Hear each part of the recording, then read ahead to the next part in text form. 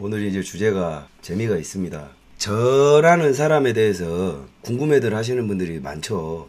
궁금하겠죠. 빨개도 궁금하고 이 우파 쪽에 있는 사람들도 궁금하고 국회에 있는 새끼들은 더 궁금한가 봐요. 근데 알라고 들지 마십시오. 알면 다쳐요. 농담이 아니라 알면 다칩니다. 저는 열심히 살아온 사람이고 여객선하고는 뗄래야 뗄 수가 없고 감히 장담하지만 세월호 사건에 있어서만큼은 제가 제일 잘 안다는 거. 요 건이 터지면 대한민국 문십세 포함해서 정치인 씨발놈들은 밥그릇을 다 놔야 된다라는 거. 근데 그 시기가 중요하니까 아주 천천히 알려줄 건데 이제 한참 뜸했죠. 오늘은 후반부에 여러분이 궁금해 하시는 세월호에 대해서 제가 조금 스포를 해드리겠습니다. 근데 이제 미리 말씀드리지만 여러분은 세월호 사고를 알 수 없어요. 알 수 없어요. 왜냐하면 이걸 종합적으로 추론하려면 정말 많은 카테고리가 필요한데 이게 이제 각자의 입장에서만 이야기를 하지 이게 종합 오케스트라 지휘자의 입장에서 이걸 조각을 조립해낼 능력을 가진 사람들이 그렇게 많지 않아요. 그러니까 이걸 하나의 어떤 오케스트라의 연주로 봐야 이 사고의 뭐 기승전결 그다음에 에필로그 뭐 이런 것들이 보이는데 그렇게 할 수가 없죠. 그리고 이제 제가 이제 한 3년 정도를 이 사고와 관련해 가지고 여기저기 많이 스포일러를 해놨는데 그거는 입문 단계인데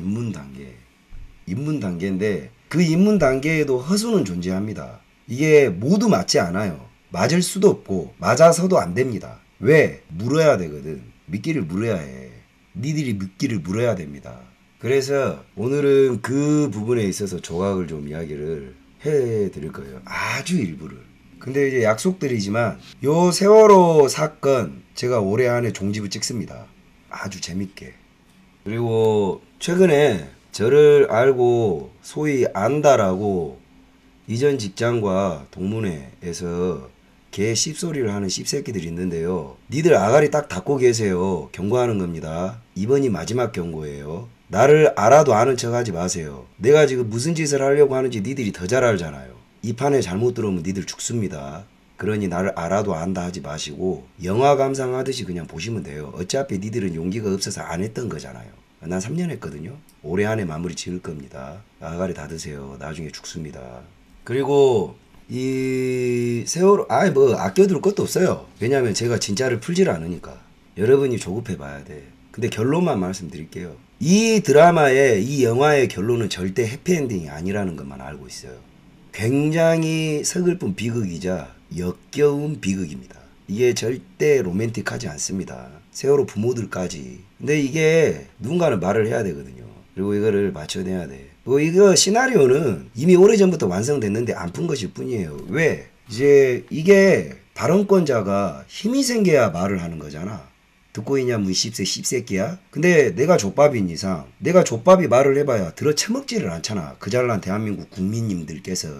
아직 멀어. 지금 뭐 이 정도 가지고는 족도 아니야. 이게 진실이 딱 깨질라 그러면 적어도 김어준 이런 병신들은 발 아래 깔고 신상철 이런 족밥 새끼들이 밥숟가락을 끊어낼 정도의 영향력이 됐을 때 그때 진짜를 푸는 거죠. 아직 멀어. 듣고 있지 문십세. 네가 저지른 거거든. 해경 듣고 있지? 그리고 요 건과 관련해 가지고 전문가들 아가리 닫으세요. 그 해경 면죄부 주려고 책 쓴 양반도 마찬가지고 당신들이 뭘 알아요? 그 뒷담화 앵간히 까고 댕기세요. 안정권이가 말하는 스테빌라이저 뭐 이런 거는 다 뭐 헛소리다. 당신 뭘 알아요 그렇게. 기자 나부랭이 짓거리 하는 사람들이 뭘 안다고 나한테 나대지기를. 나랑 2시간 이상 여객선에 대해서 이야기하면 대한민국에서 나한테 안 털릴 인간 없어요. 내가 유튜브 이거 하면서 아가리로 하니까 아가리로 이렇게 웃겨가면서 하니까는 사람이 몰캉몰캉해 보이나 본데 내가 원래 백반 먹던 놈이요. 내가 여객선 만들던 놈이에요. 운항시키고 관리하던 놈입니다. 당신들은 여객선 엔진이 어떻게 생긴지도 모르잖아요. 조용히 하세요. 벌어먹던 밥숟가락까지 딱 불어버릴 수가 있으니까 그냥 조용히 하시고 자기 아집에서 편협함에 둘러싸여가지고 이것이 맞다? 그건 네 생각이에요. 고집이 사실을 변화시킬 수는 없습니다. 오늘은 딱 여기만 이야기를 해줄게요. 세월호 사고는 다른 방송으로 보면은 그 원인의 변화가 없어요. 그러면 여러분들이 제일 궁금해 하시는 건 이게 조작이냐 이거잖아요. 조작이에요. 조작입니다. 조작입니다. 근데 이 조작이 조작이 아닌 것처럼 보이게 하는 기술이 있었고 나도 깜빡 속았다니까. 아 여러분 족같은 새끼들이 요새 많이 오네. 혓바닥이 길다. 니는 씨발로 막 붕아리 기냐 이 개새끼야. 나대지 말라니까. 내가 세월호를 이야기를 할 때는 얘들아 빨갱이 씹새끼들 잘 들어. 형이 다를 때는 다 괜찮아. 내가 세월호 이걸 이야기를 할 때는 분위기 파악해라. 내가 정말 기분이 안 좋아지거든. 여기에서 괜히 나대다가 진짜 죽여버려요. 내가 이 씨발 세월호 족같은 놈 것 때문에 내 인생이 아주 씹창이 나버렸기 때문에 내가 이 세월호만 이야기만 딱 나오면 내가 이게 굉장히 예민해지거든. 아가리질 하지 말어. 손가락 확 씨발 뿌려버라니까 이 씹새끼들. 너가 얼마나 대역 죄인인 줄 알아 이 씨발 촛불 개새끼들. 그리고 세월호 노랑 리본 달고 댕기 새끼들. 너는 국가 반란 사범들이야. 너 나중에 싹 다 너 자식 새끼들까지 다 처벌받게 돼 있어요. 걱정도 하지 말어 개새끼들. 모르고 그랬습니다. 족같은 소리 하지 마. 니들이 그 세월호 타고 있는 애들 말고 나 같은 무분별한 피해자를 너무 많이 만들어놨어요. 국민이니까 모르고 그냥 선동 당했습니다. 족같은 소리 하지 마세요 씹새끼들아. 가방에 노란 리본 달고 그 카메라맨들 뒤에 배터리에다가 노란 리본 단 것들 너는 다 대역죄인이여. 나중에 너희 다 처벌받습니다. 조심하세요. 존나 족같아 보여 생각만 하면. 오늘은 한 발자국만 더 나가겠습니다. 요것도 퍼즐의 한 조각이에요. 그러니까 기억을 하셨다가 나중에 저희가 이 유튜브를 통해서 이걸 조립해드리지 않습니다. 나중에 기대하셔도 좋습니다. 오늘은 구원파에 대해서 이야기를 할 텐데 이 세월호는 구원파하고 아주 밀접한 연관이 있어요. 구원파에 대해서 여러분 잘 아십니까 혹시? 구원파를 잘 모르실 거예요. 구원파는 그 대다수의 일단 사이비 종교의 메커니즘을 좀 알아야 돼. 제가 세월호 때문에 별짓을 다 했어요. 별짓을. 내가 이 사이비 종교 집단들의 구조와 원리, 교주, 교리 그리고 이 사이비 종교가 벌어먹고 사는 모든 원리를 싹 다 파헤친 사람이요. 근데 구원파는 독특해요. 뭐냐? 일단 기독교 성경을 기반으로 한 사이비가 존나 많습니다. 이게 그럴 수밖에 없어요. 자, 우리가 불교는 불경과 이 뭐 어떤 해탈, 절 이런 걸 위주로 하기 때문에 거기에 어떤 교리가 있질 않아요. 이 불교 자체에는. 그러니까 불교는 자기 수행을 통해서 선을 수행을 하고 열반에 든다 뭐 이런 식이야. 자기 수행을 강요한단 말이에요. 근데 이 기독교 저도 이제 하나님을 믿는 사람이지만 기독교 성경은 모든 기독교를 베이스로 한 사이비는 하나님은 인정합니다. 일단 이것부터 들으셔야 돼요. 무신론자들도 이걸 들으셔야 돼요. 하나님은 인정해요. 절대자 창조주 하나님은 인정합니다. 근데 예수님을 부정하는 거예요. 예수님을. 메시아를. 그리고 혹은 이 예수님이 인류를 구원하지 않았다라는 교리로 접근해요. 실패한 메시아라고 폄훼하기도 해. 그래서 요한계시록에 재림 예수님이라는 게 요한계시록에 나와 있기 때문에 이게 언제 나와 있다라고 적혀 있지 않으니까 모든 것을 내가 재림 예수다라는 거지. 혹은 실패한 예수님을 도와서 구원자의 역할을 맡았다. 이게 모든 사이비 교리의 근본이에요. 신천지도 마찬가지고 다 그래. 근데 구원파는 다릅니다. 여러분들이 구원파를 잘 몰라. 구원파가 달라요. 그러면 구원파는 유병헌이를 메시아라고 하냐? 그렇지 않아요. 오해가 있으신데 구원파는 곧 구원을 받는 대상이 자격이 있어야 된다라는 주의예요. 즉 선택된 자만 구원을 얻을 수 있다. 요게 구원파의 핵심 교리야. 내부로 들어가면 그 수장이 유병헌인 겁니다. 이해가십니까? 요걸 박진영이가 믿어요. 그리고 연예계에서 이 구원파가 존나 통합니다. 왜냐? 구원을 받으려면 구원파의 교리는 자격이 있어야 된다는 거야. 자격이. 갖다 바치고 사회적 지위가 있어야 된다는 거지. 이게 선택된 구원받는 자의 구원파 교리예요. 그러니까 이 구원파의 특징이 뭐냐면 신도들의 퀄리티가 타 사이비를 압도합니다. 여기서부터 출발해요. 즉 구원파는 비즈니스를 해요. 그리고 구원파 신도 한 명 한 명이 사업체라고 보면 됩니다. 근데 이걸 컨트롤하던 자가 유병헌입니다. 즉 유병헌의 위치는 메시아 위치가 아니라 선택받은 구원을 받는 자들의 리더인 거예요. 리더. 요건 좀 달라요. 메시아론하고. 구원파가 존나게 감추고 싶어하는 부분이 이 부분입니다. 그러면 세월호는 유병헌이 뵙니다. 그러면 유병헌이 세월호에 직접적 영향을 미치는가? 그렇지 않습니다. 이 세월호는 도입 당시의 배경을 아셔야 돼. 원래 그 세월호 이전에 오하마나라는 배가 있었어요. 오하마나라는 배가. 이제 팔렸죠. 저 청해진 해운이 그 구원파의 산하 사업체 중 하나인데 인천에서 구원파가 미치는 영향력은 어마어마합니다. 이 부분 중요해요. 즉 구원파가 말이 구원파지 무슨 연구회식으로 불리면서 이들은 신도들끼리 보통은 교회가 그렇잖아요. 목사 밑에 장로, 장로 밑에 권사, 집사, 그 다음에 평신도 뭐 이렇지 않습니까? 교회에도 서열을 두잖아. 근데 구원파는 신도임과 그러니까 구원파의 신도임을 인정받는 동시에 자기는 굉장히 대단한 매개체가 되는 거예요.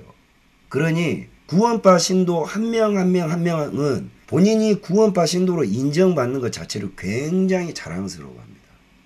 이해가시죠? 그렇기 때문에 구원파 신도들은 일부 교회에는 그렇잖아요. 좀 질이 떨어지는 사람들도 있고 또 잘 사는 사람들도 있고 그렇잖아요. 근데 구원파는 안 그래. 신도가 신도끼리 경쟁합니다. 그리고 스스로가 스스로를 자랑스러워해요. 그렇기 때문에 인천에는 암약적으로 구원파의 영향력이 안 미치는 곳이 없었어요. 이걸 잘 기억해 두셔야 돼. 그래야 나중에 퍼즐이 맞춰져. 왜?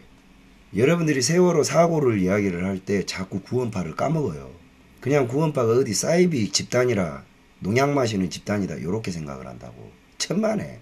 왜 여러분들이 세월호 사고에서 한 발자국도 못 나가는 줄 아세요? 구원파의 원교리를 몰라. 지금도 구원파는 잘 돌아가요. 유병헌이는 살아있을 가능성이 많아. 근데 잊어먹었잖아. 세월호 사고 자체를 두고. 그래서 문제인 겁니다. 그러니 구원파가 인천에서는 거의 영향력이 어마무시했다. 그러면 구원파의 극단적인 영향력에 대해서 이야기를 해드릴게요. 본디 청해진 해운은 적자회사입니다. 매우 적자회사였어요. 근데 이 오하마나가 가지고 있는 특수성이 뭐냐? 제주도, 인천, 독점 노선이었습니다. 독점 노선. 이제 이게 국내선인데 제주도와 인천을 화객선이란 말이에요. 로로 패신저십이에요. 짐도 싣고 화물도 싣고 인간도 실른다는 거지. 이런 배가 한 척밖에 없었어요. 한 척밖에. 아예. 그걸 10년 가까이 얘들이 독점해서 처먹었거든요. 근데 이게 왜 중요하냐? 어쩌면 세월호 사고는 구원파가 아니었다면 이런 사고가 나지 않습니다. 이 라인을 독점을 하게 된 배경이 있어요. 그 배경이 누구냐? 노무현입니다. 노무현으로 가요. 노무현. 원래는 이런 라인에 이게 황금 라인이잖아요. 황금 라인에는 경쟁적으로 배를 띄울 수 있어야 해요. 근데 오하마나 청해진 해운에만 라인을 주고 그 어떤 라인이 들어오면 해양수산부에서 면허 승인을 안 내주고 반대로 나라에서 청해진 해운이 오직 제주도와 인천 라인을 독점할 수 있게끔 뒷배경을 봐준 거예요. 그게 왜 이게 독점이냐? 근거가 있느냐? 유병헌이는 원래 부도가 났었어요. 노무현 정부 이전에 2,400억에 그 경영 부도를 냈죠. 근데 그걸 노무현한테 탕감을 해줬어요. 탕감을. 노무현한테 탕감을 해주고 저 청해진 해운의 면허를 승인해줘가지고 저 라인이 떴어요. 세모 사건. 그냥 팍팍 넘어갈게요. 자, 그래서 그걸 탕감해준 거에서 멈추지 않고 오히려 독점을 해가지고 그러니까 제주도로 물건이 가는 건 비행기 빼놓고는 부산을 통하지 않고 인천은 무조건 청해진 오하마나를 타야 돼요. 그렇게 끝나는 게 아니야. 선박이 운항을 하면 가장 운항 비용의 그 큰 부분을 차지하는 게 뭐냐? 딴 거 없어요. 기름값입니다. 근데 이 기름값이 거의 30%를 차지해. 30%. 운항 비용의 30%. 여기에는 선원들 인건 비용도 들어갈 것이고 부식비 이것저것 다 들어갈 텐데 기름값이에요. 우리 해양계통에 계시는 선배님들은 다 아시죠. 그래서 모든 회사는 기름 한 방울이라도 줄이려고 존나의 노력을 하죠. 자, 근데 이 기름도 우리가 이제 외항선, 외국을 나가는 배에 대해서는 면세를 합니다. 면세. 세금을 텍스를 붙이지 않죠. 근데 국내를 왔다 갔다 하는 배들은 면세 적용이 되질 않아요. 뭔 말인지 아시죠? 아, 근데 청해진해운의 국내 이 오하마나는 라인 지원 사업에 포함이 돼가지고 기름값을 직접 지원을 해요. 나라가. 무려 거의 절반에 해당하는 비용을. 그러면 외항 면세유보다 더 싸게 운항을 한다는 소리야. 멋져 보이죠? 나라에서 기름값을 대주는 거예요. 라인 지원 사업이라고. 이 짓거리를 10년 넘게 했어요. 10년 넘게. 아이 씨발 해양수산부가 반발 가능하냐고. 씨발 내가 하는 이야기를 반발 가능해요? 장난쳐버려? 그러니까 들어오지 마라 그랬잖아. 그냥 나를 모르는 놈 취급을 해란 말이야. 자, 그러니까 청해진해운은 마치 온실 속에서 보호된 채로 육성된 그런 기업이라고 봐야 됩니다. 누구에 의해서? 노무현에 의해서. 자, 그러면 그렇게나 처음에는 제주도가 별 볼 일 없었어요. 오늘 요거를 뚜껑을 열어주려고 합니다. 아따 갈등되네. 이야기를 해야 될까 말해야 될까. 요것도 참 중요한 틴트인데 저번에 이야기를 했지만 뭐 저보고 몸조심해라고요? 문십세는 나 어떻게 못합니다. 구원파도 나 어떻게 못해요. 왠 줄 아십니까? 야들이 나를 어떻게 하잖아요. 야들은 내가 이걸 알고 있다는 걸 알고 있어요. 왜? 내가 냄새를 풍기거든요. 이게 장난하는 거 아닙니다. 야들이 나를 건드리면 무언가가 튀어나오는 걸 알고 있어요. 아주 간단하게 정리해 놓은 자료가 나옵니다. 그럼 얘들 뒤져요. 그래서 못 건드려요. 걱정하지 마세요. 이건 아주 약해. 제주도가 별 볼 일 없는 지역이었습니다. 저기 별로 재미없는 동네였어요. 근데 진짜 이거는 좀 제주도가 떴어. 누구에 의해 떴냐? 중국에 의해 떴단 말이지. 제주도가 우리 아수라 실장이 이야기했듯이 중국을 바라보는 항공모함입니다. 근데 상하이에서 제주도에 크루즈를 띄우기 시작을 해요. 근데 이거는 중국의 한국 본토 점령 시나리오에 포함된 내용입니다. 본토를 점령하려 하니 이명박이가 가짜 보수기는 하지만 보수의 표를 받은 대통령이 들어와 버린 거예요. 딱 10년. 그러니 중국의 한국 본토 점령 시나리오가 제주도로 옮겨간 거야. 이건 정말 중요한 내용입니다. 기억들 하셔야 돼요. 그래서 인구 밀어넣기 작전을 중국 인천이 아니라 원래는 그 계획이었어요. 그 중국에서 인천으로 들어오는 여객선 담당이 저였다고. 근데 얘들이 꼼수를 써. 여기에 원희룡이가 존나게 깊숙이 개입돼 있습니다. 송영길이하고. 내가 딱 요 두 놈 먼저 이야기를 해줄게요. 제주도가 특별자치구로 선정된 게 절대 우연 아니에요. 제 말이 진짜인지 거짓말인지를 확인을 하시려면 제주도가 특별자치구로 선정되는 과정을 보세요.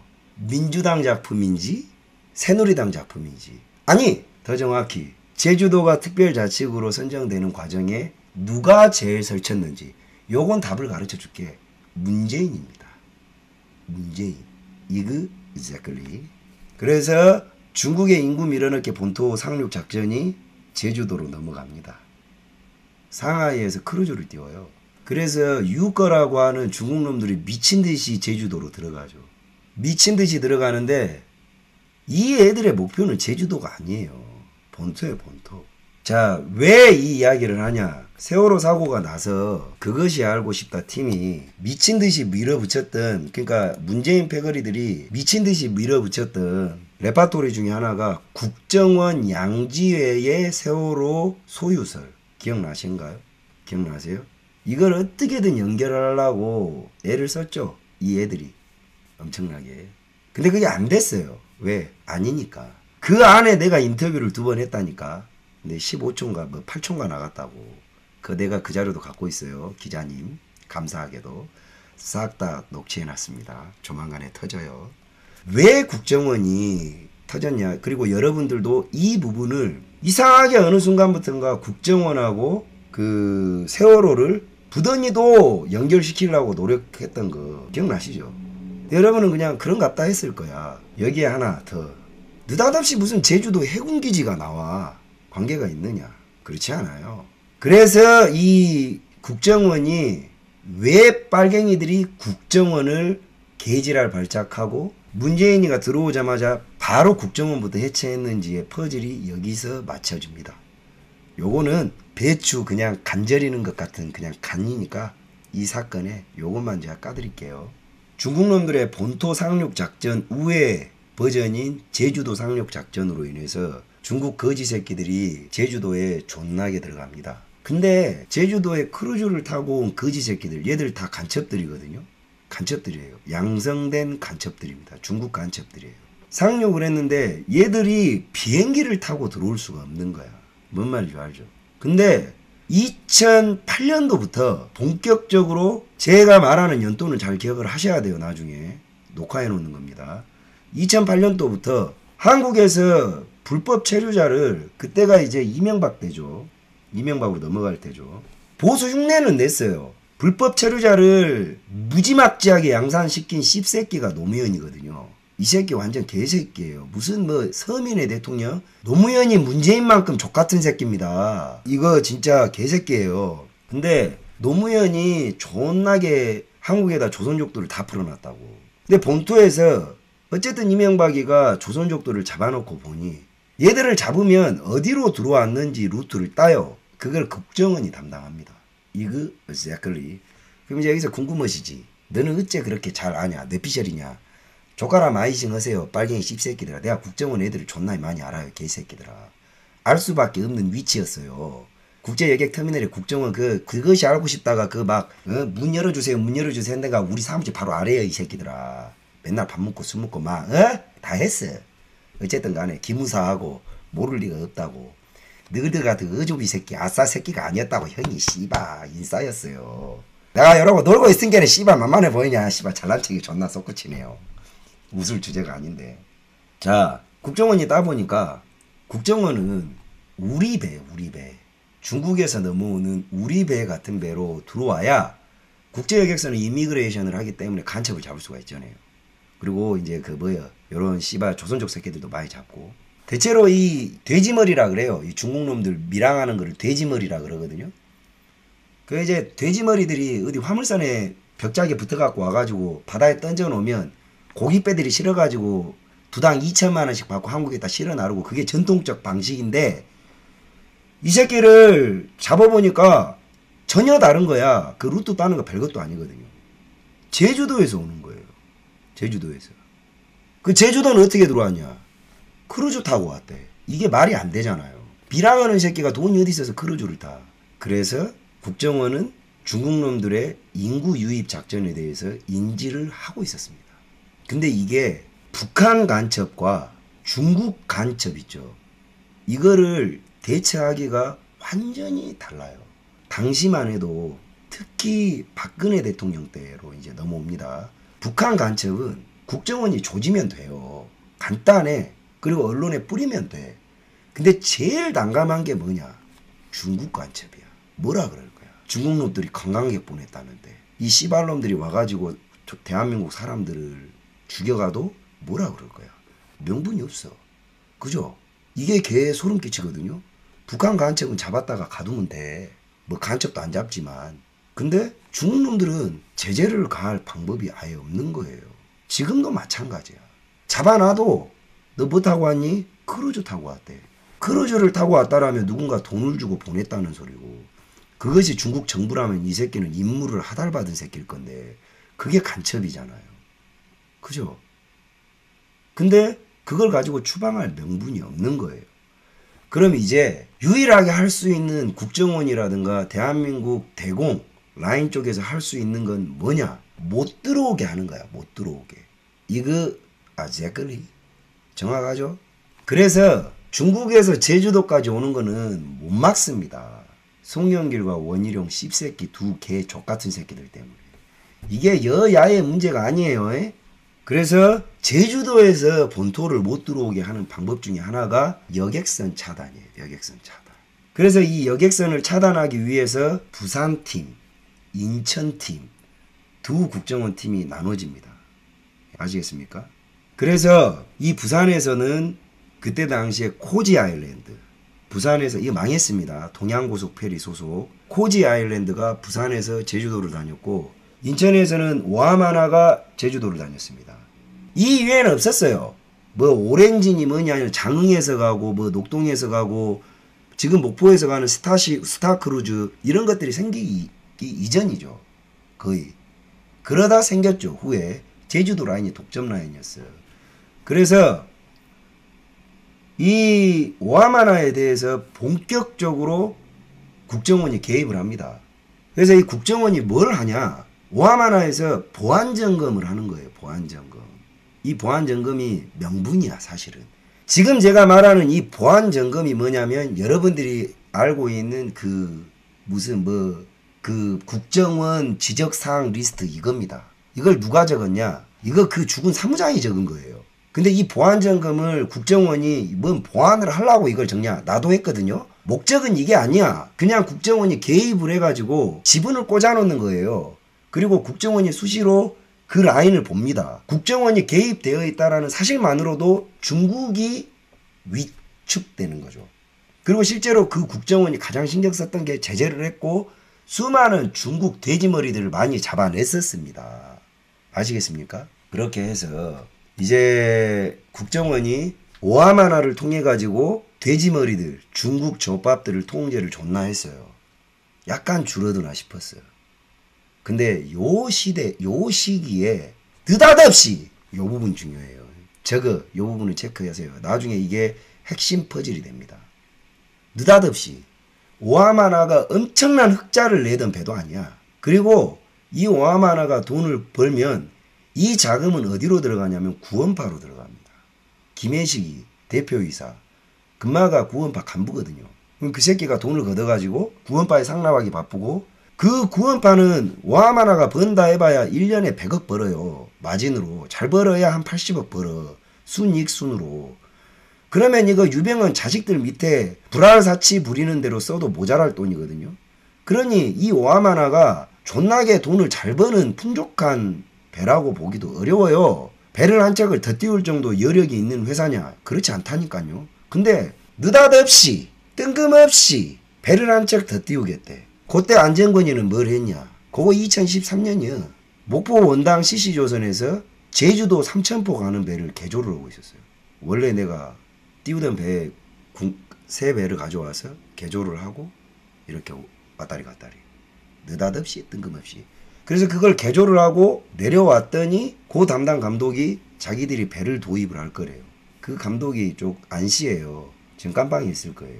근데 그 감독이 이제 그때 당시에 이 중고선이 정말 없었어요.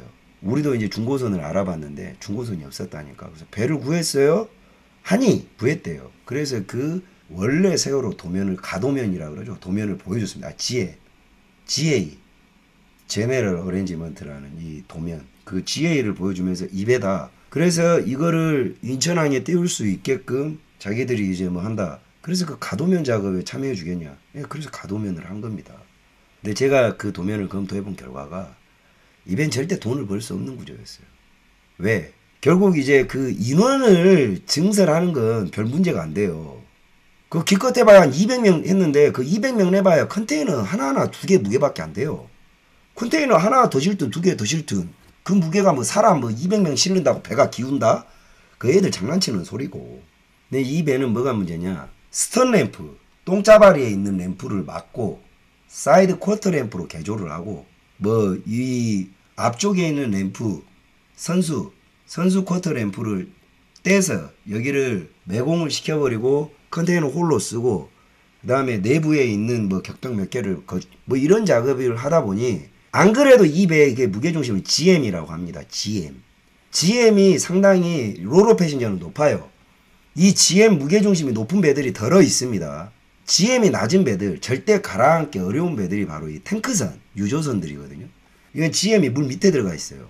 그래서 이게 무게중심이 아주 낮기 때문에 이 배는 안 가라앉아요. 근데 덜어 이 GM이 높은 배들이 있어요. 컨테이너선도 GM이 높은 편에 속하고, 가장 높은 편에 속하는 것 중에 하나가 자동차 운반선입니다. 자동차 운반선. 카캐리선이라고 하죠.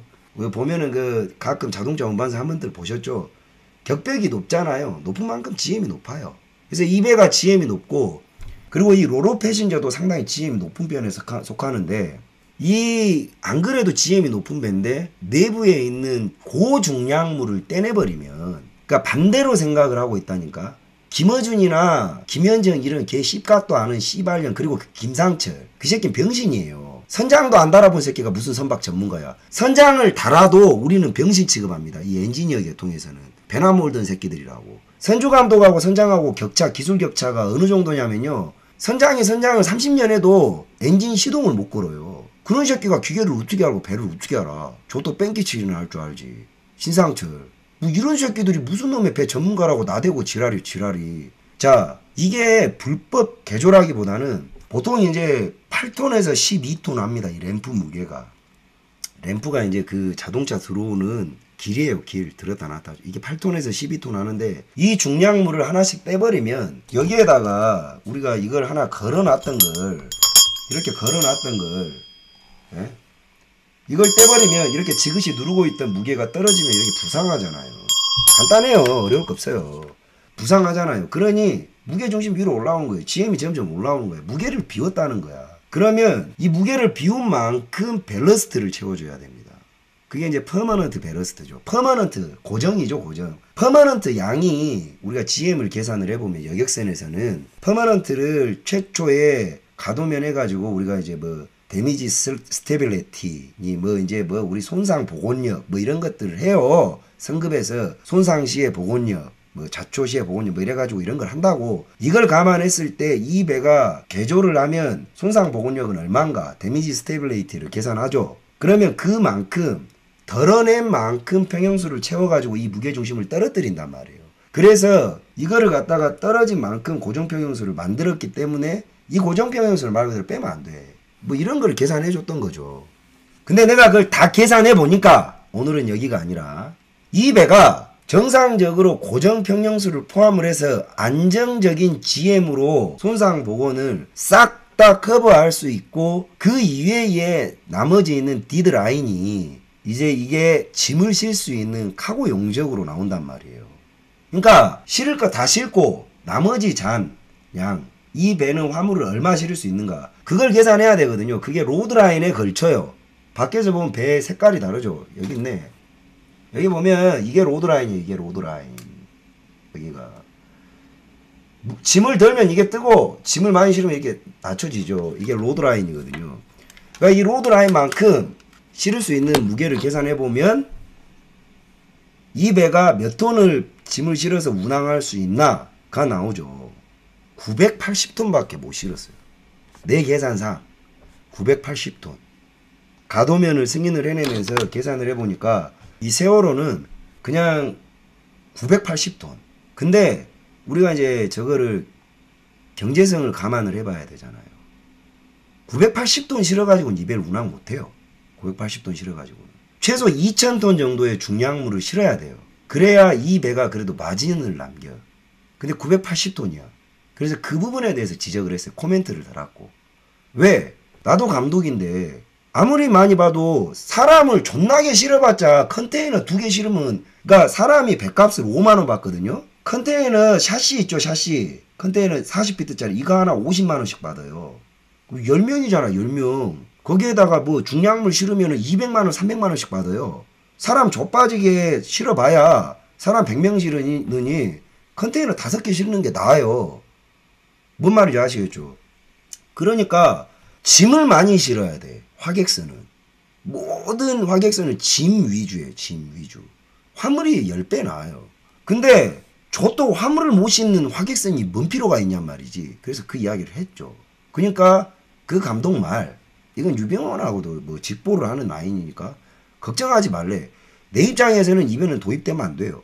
내가 감독이라면은 우리 오너가 나한테 이런 일을 시켰을 때, 회장님 이거는 이 배는 쓸 수 없는 배입니다. 이렇게 보고를 하거든요. 그래 본 적도 있고. 왜?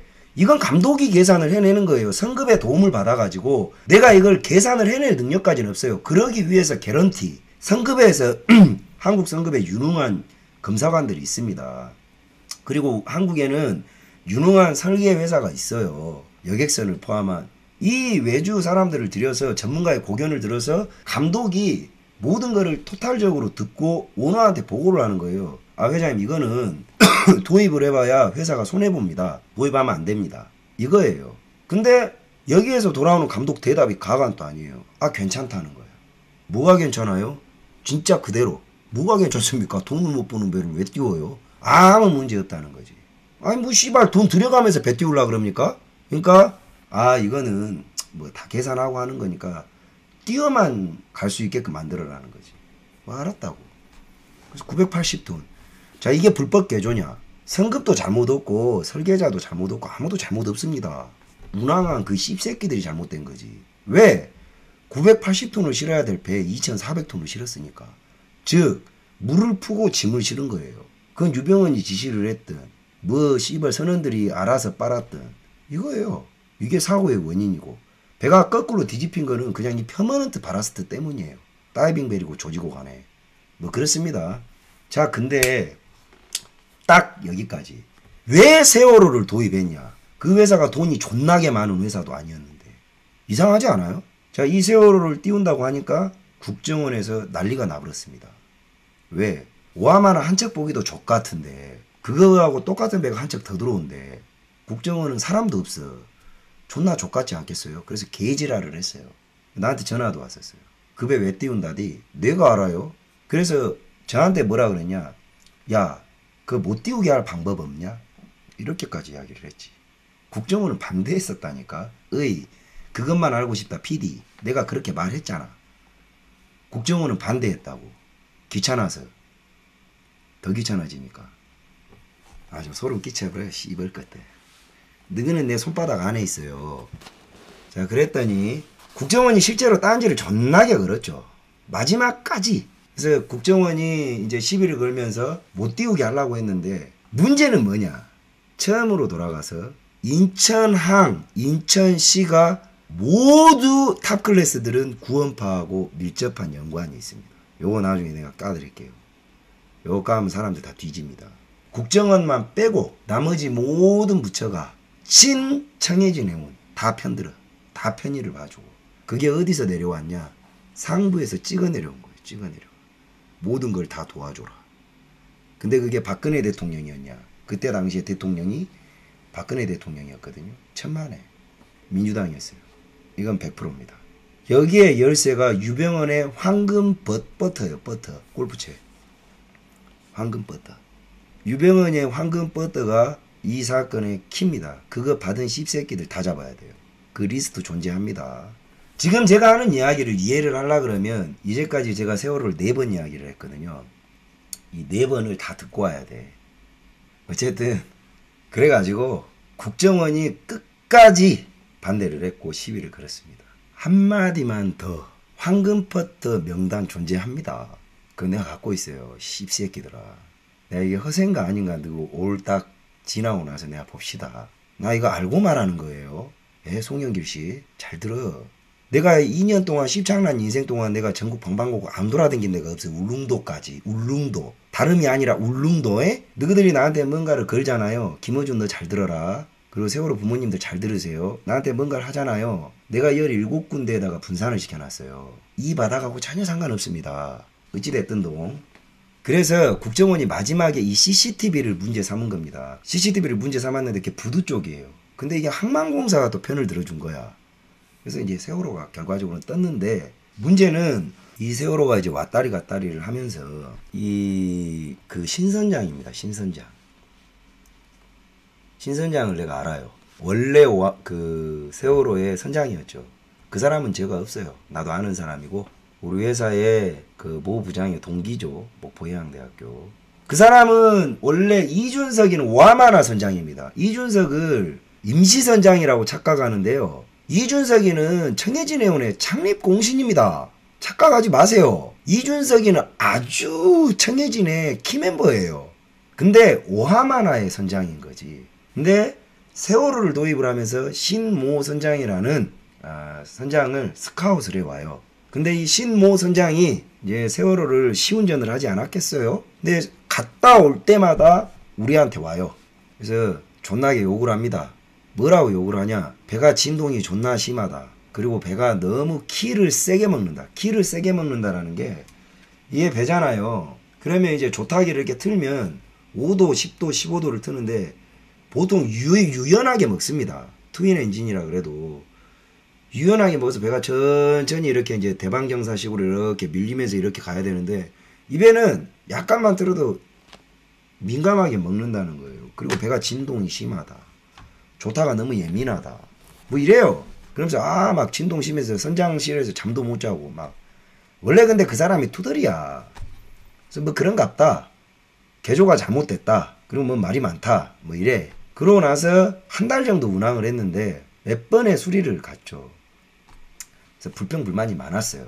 딱 사고가 나던 한 항차 전에 그 신선장이 휴가를 갑니다.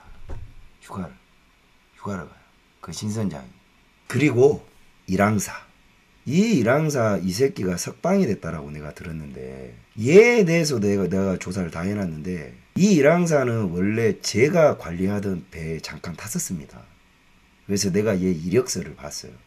30몇 살짜리인데 이 일항사가 세월호로 올라가기 직전에 제가 담당하는 여객선을 2달 탔어요. 2달. 그래서 그 이력서가 나한테 올라와 있다고. 근데 얘가 스테빌라이저를 편 키맨입니다. 키맨. 이거는 나중에 이야기해 드릴게요. 중요해. 내가 알고 있다는 거. 내가 알고는 있다는 거. 얘를 아주 예의주시해야 됩니다. 사망사하고. 어쨌든 이 신선장이 사고가 나기 딱 한 항차 전에 내리고 이준석이가 올라가요. 그러면 이 이준석이는 어떤 인물이냐? 존나 멍청한 인간이에요. 게을러 터진 인간입니다. 썩어먹은 인간이죠. 원래 여객선 선장들 국내에서는요. 게을러요. 그리고 멍청하죠. 그래서 능력이 없어요. 그냥 대가리 숫자 맞춰주는 게 선장이에요. 오히려 1항사나 뭐 밑에 2항사 학교 출신들이 더 유능한데 이준석이는 매너리즘까지 있어가지고 게을러 터져 있어요. 또 하나의 이제 키. 이것도 제가 처음으로 예전에 한번 이야기를 했었는데 이 배는 사고가 나서 이 배를 사고를 두 가지로 해야 돼요. 제 전 방송을 보시면 알겠지만 청해진 해운하고 그 선원들이 배를 자초시킨 겁니다. 옆으로 제꼈어요. 근데 이게 전복된 거는 퍼머넌트 바라스트인데 아이들이 죽은 거는 해경 책임입니다. 이건 절대 해경 책임이에요. 지금 자꾸 해경을 빼는데 이게 세월호가 기획사고예요. 세월호는 기획사고인데 기획사고를 친다고 해도 애들이 죽을 구조가 절대 안 돼요. 즉 배가 넘어갔는데도 애들이 물에 젖었다가 그냥 건져 올려질 사고였다고.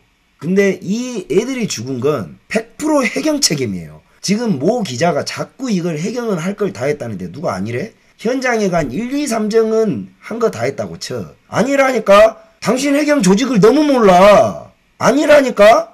해경이 죽인 거라니까? 고의로 죽였냐? 아니면 그냥 지들끼리 뭐 매너리즘에 빠져가지고 지들끼리 어떤 영웅 쇼질하다 죽였냐? 미필적 고의냐? 아니면 고의냐? 이 차이일 뿐이지 살인의 주체가 변하지는 않아. 음한 소리 하지 말라니까. 해경 구조도 모르면서. 전라도 해경이 죽인 거예요. 원래 이걸 따져물으려 그러면 세월호 부모들은 해경을 조져야 돼. 사고의 원인은 청해진에 있고 아이들의 죽음의 책임은 해경이에요. 그래서 그 해경을 해체시킨 겁니다. 그러면 이거를 박근혜 대통령한테 청구를 겨누게 유도한 건 누구냐? 해체된 해경이에요. 문재인하고.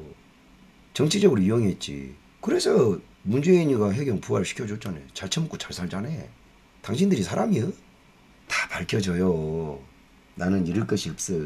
자, 그러면 또 하나. 이 배는 담당자들이 이 배가 사고가 날 걸 알고 있었냐?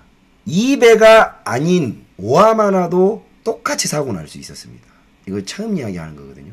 이게 세월호에서만 일어날 수 있는 사고가 아니라 이 회사 시스템상 어떻게 보면 세월호가 재수가 없었던 거예요. 그거 오하마나일 수도 있었어. 왜? 오하마나 똑같아. 짐 안 먹는 거 똑같고 퍼머넌트 밸러스트 안 푸는 거 존나게 퍼버린 거 똑같고 그게 오하마나냐 세월호냐 둘 중에 하나를 침몰시키려고 했던 거예요. 그게 누군 줄을 밝히는 건 내가 올해 안에 밝혀줄게. 근데 세월호가 걸린 거야. 그 날짜에. 정확하죠. 그 세월호가 당일 출항하던 낮에 이 사람도 키맨이거든요. 이 자료도 제가 갖고 있어요. 삼성화재 동양인가? 삼성인가? 그 선체 보험 화물 P&I 화물 보험검사관이 세월호를 방문합니다.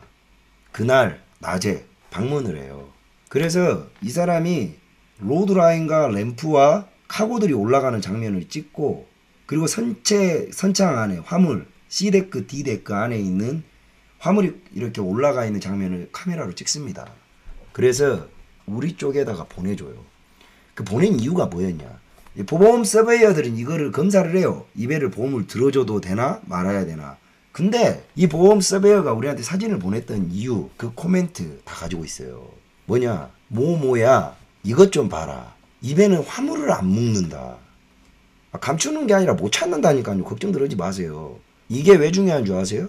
그 보험검사관은 당신 이거 터지면 죽어요. 왜? 보험이 그런 걸 해줬으면 그런 걸 인지하고도 보험을 들어줬다는 것 자체가 직무유기여. 나 그거 갖고 있어. 당신 친구 우리 회사 있잖아. 보내줬잖아. 내가 그거 갖고 있어요. 그러니까 아가리 닫고 있으라고. 보험이 이거 알고도 보험 들어준 거잖아. 치명적인 어떤 화물 라싱 매트리얼의 결함을 알고도 당신은 보험을 지적하지 않고 보험을 그대로 유지해줬다는 그 자체만으로도 존나게 넌센스잖아요. 그때 카톡 보냈잖아요. 요것도 중요합니다. 즉 세월호 담당 보험회사 보험검사관은 이 결함을 인지했습니다. 지금 제가 이거 말하는 거 있죠. 엄청 많은 것 같죠. 엄청 디테일한 것 같죠. 20%도 안 돼요. 이 사고의 실체에 대해서. 진짜 좆도 아니에요. 여러분이 너무 몰라서 이게 디테일해 보이는 거지 이건 진짜 좆도 아니에요. 이거를 정치 쪽으로 들어가잖아요. 선생님들 잠 못 자요. 자, 요 부분에서 한마디를 하자면 그 세월호 파리 나부랭이들 내가 지금 떡밥을 줬단 말이에요. 보험 서베이어를 찾아. 그리고 그 사람한테 물어. 그럼 그 사람은 거짓말을 할 거라고. 그때 나한테 이야기해. 내가 까줄게. 그렇게 싸우자니까. 내가 이 짓 하려고 3년을 기다렸지. 아니지. 4년. 2015년에 4년 전에 내가 모든 경우의 수를 다 가지고 있었습니다. 내가 무슨 뭐 쇼맨십에 뭐 영웅심리를 하려는 게 아니라 그렇게 하면 돼. 니들은 어쨌든 외통수예요. 문십세, 너그 잔당들. 너는 다 걸려. 그리고 지금 석방된 세월호 선원들 니들이 왜 이 사건이 무죄의 딜레마, 형량의 딜레마에 빠진지 오빠가 다 알고 있습니다. 니들 진범 알고 있잖아. 근데 이 진범하고의 어떤 법리적 책임 연결고리들이 있어가지고 진실을 말을 하면 니들의 형량이 늘어나는 구조가 돼 있잖아. 그 청해진 안감독 당신 알고 있잖아. 그래서 이 사고를 그냥 이 사고로 만들어버린 거잖아. 난 그래 한다니까. 가만히 있으세요. 죽을 놈은 죽어야 합니다. 자, 이렇게 해서 세월호 사고가 났고 덥석 넘어갑니다. 어디까지 넘어가냐. 당시에 이제 구원파 이 새끼들이 무슨 짓을 저질렀냐. 유병헌이를 탈출시킨 사람이 누구예요? 이것도 중요해요. 유병헌을 탈출시켰거든요. 유병헌이를 놓쳤다고 이야기를 하는데 천만의 말씀이죠. 유병헌이를 탈출시켰어요. 너무나 멋있게. 예. 쇼맨십 탈출시켰죠. 당시에 최모치가 아주 멋지게 쇼맨십을 하고 예. 그때 당시에 대통령 박근혜 대통령이었습니다. 인천지검의 모 차장검사께서 멋지게 탈출시켰죠. 그분이 마지막 민정 수석이었죠. 그리고 그 라인이 헌법재판관 8명과 탄핵 일주일 전에 만장일치로 탄핵이 결정되었으니 하야하시라. 그 뒤를 봤던 장본인 아니겠어요? 여기까지. 유병헌한테는 유병헌을 똑 닮은 형이 하나 있습니다. 여기까지. 요 이야기의 진실이 알고 싶으십니까? 향후 저의 움직임을 잘 보십시오. 제가 여러분한테 약속드리는데 올해 안에 이거 끝내버릴 겁니다. 저는 이거에 목숨 걸어버릴 거예요. 그러니까 저를 예의주시하시면 돼요. 빨갱이들도 잘 봐. 그리고 비교해. 누구와? 니들이 추앙하는 뭐 그 패거리들 있잖아. 걔들과 나를 비교해. 클래스 차이를 딱 보여줄게. 진짜로. 내가 이거 3년 준비했습니다. 지금까지 횟수로 5년이지. 뭐 반은 한이고 복수고 나머지는 뭐 사명이고. 더 궁금하시죠? 더 궁금하시죠? 궁금해야 돼. 농담 많이 갖춰주면 안 돼요. 지금 한 20% 능선 올라왔어. 표정 존나 건방지게 한 건 컨셉이에요. 이해하시고.